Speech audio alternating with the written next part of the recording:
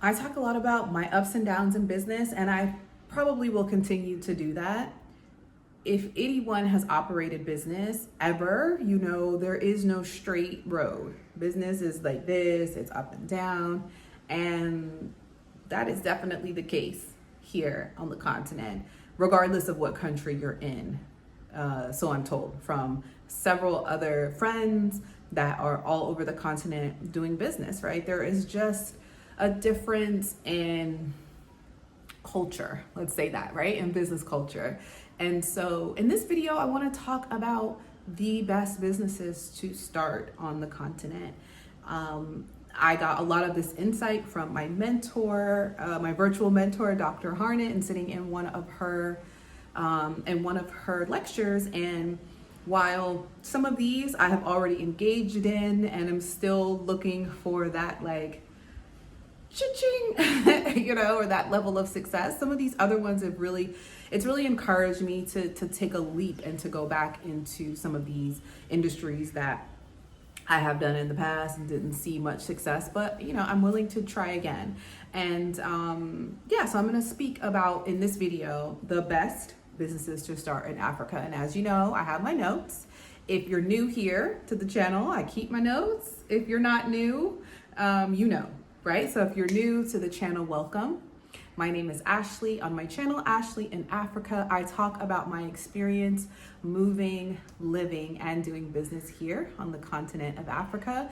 I have 2 girls. I'm a mother. I'm a divine feminine. I am an entrepreneur. And I'm sharing my journey with you all. And it seems like y'all are enjoying it and finding value in the content that I share. And so sometimes I talk about just life. Sometimes I talk about motherhood, and sometimes I talk about business. And in this video, we're going to talk about business. You can hear in the background, a call to prayer. I live really close to a mosque, which I daily find gratitude in, as I am reminded to be grateful and to give thanks. Even though I don't understand the prayers that are being said, it's literally a reminder to me to reflect and give a moment of gratitude. And I get to do that right now in this video with you all. So, karibu. So in this video, we're going to talk about the best businesses to start in Africa. And so I did a video on this almost a year ago, and it was based on what I had seen in my first year. And now, having been here for going on 2 years, some of these are different, right? And so the first one is real estate. So real estate here on the continent is and has been relatively consistent. I'd say even in Tanzania, as I see an influx of foreigners, right, myself included, right, I see an influx of us coming to this country. Real estate is not as available as it was when I first got here. And I'm sure before that, like you hear a lot about the prices going up, the availability of properties that are accommodating to foreigners going down. And with that increase in demand and decrease in supply, you're going to have an increase in price. And so coming to the continent with an interest in doing some type of real estate endeavor, whether that is development, short-term, long-term rentals, hospitality ventures, hostels, Airbnb, short-term rentals, like huge opportunity. So all of those different, ideas come at different capital requirements. Obviously, development, huge capital requirements, and maybe doing like a hostel or Airbnb, less investment where you can actually create, just get a rental and do your own thing with an agreement with your landlord. But number 1 on the list, real estate. Number 2 is a knowledge or service based business. So what knowledge do you have? What expertise can you provide in the market where you live to not only maybe foreigners that are coming to the country or that are in the country, but also to the residents, the citizens of said country. So these things look like, are you a teacher, right? Can you possibly teach children? I mean, teaching is huge opportunity. And I'd say that here in Tanzania, teachers are more respected. Like, I can't speak on pay, right? I don't know what that looks like, but they are honored by their children and respected. It's a respectful work, and so it's something that I've seen be very successful. I have a personal family member that is a teacher that has expanded their offering as a teacher from just homeschooling, not just from homeschooling his children to now teaching other children here locally, but teaching families, couples globally. So being able to extend that to a global audience. Are you an expert in sales? Are you an expert in customer service? You can train and teach other people that have an interest in learning this skill set, or even businesses that need support by providing B2B services, B2B sales, customer service. Huge opportunities there.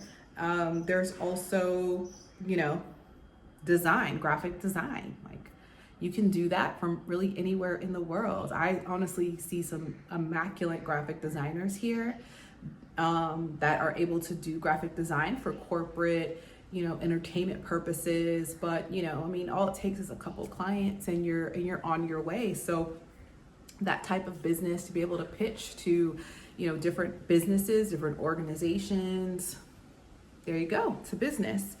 So computer programming, design, like a service or knowledge-based business is something that you can do and easily, start this with minimal capital, right?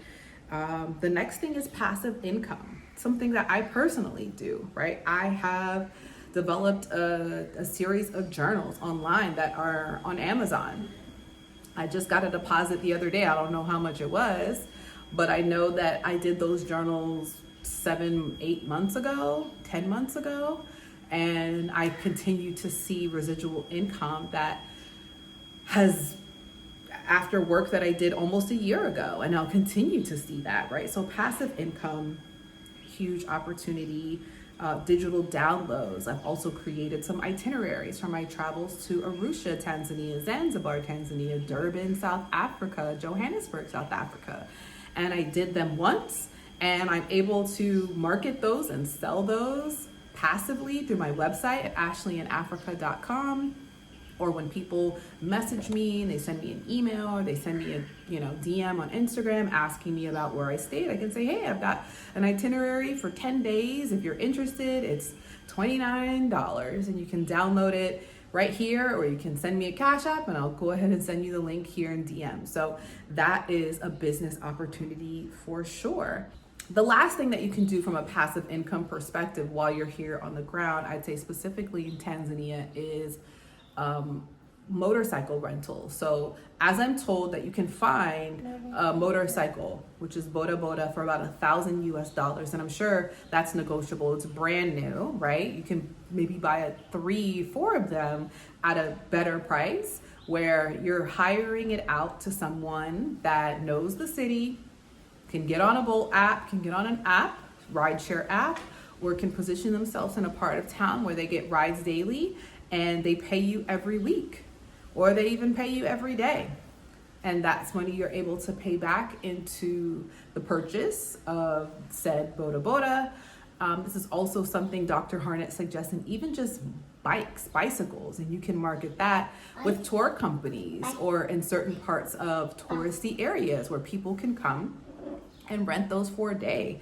And it's also, no fuel costs. You don't even have to pay a person. You don't have to worry about another person having your property, other than the person that pays to rent it per day or per hour.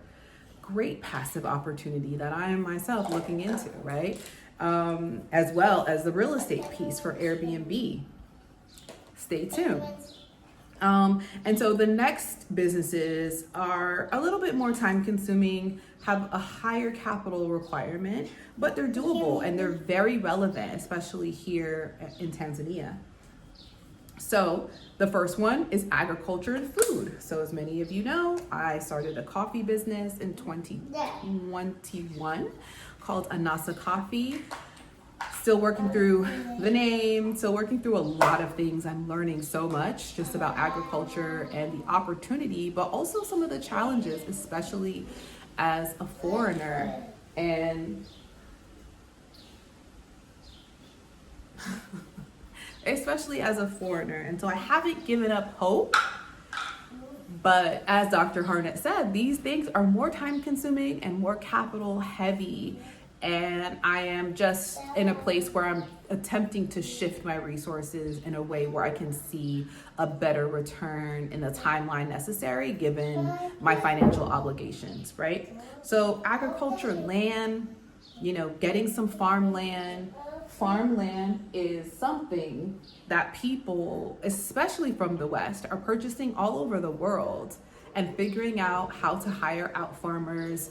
It is something that is it's huge, and there is an abundance of fertile land here in Tanzania. And while I'm aspirationally interested, that's just a big commitment. And I'm not saying I'm not gonna do it. It's something that I definitely want to do.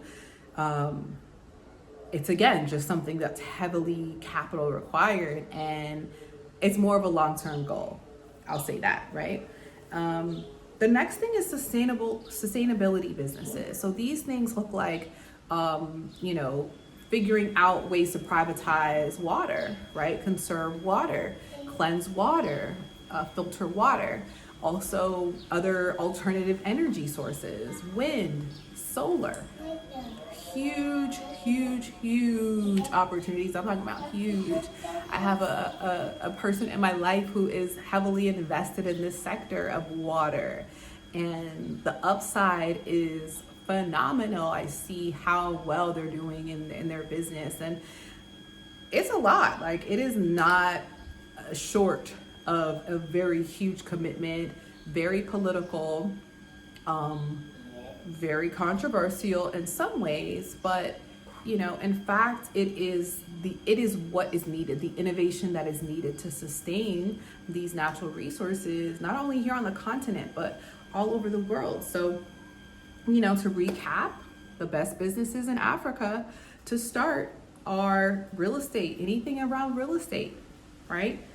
A knowledge or service-based business, and something that allows you to receive passive income. These three businesses require very little time, very little capital, depending on, real estate, depending on which space you go in, from, construction development to short-term rentals, right?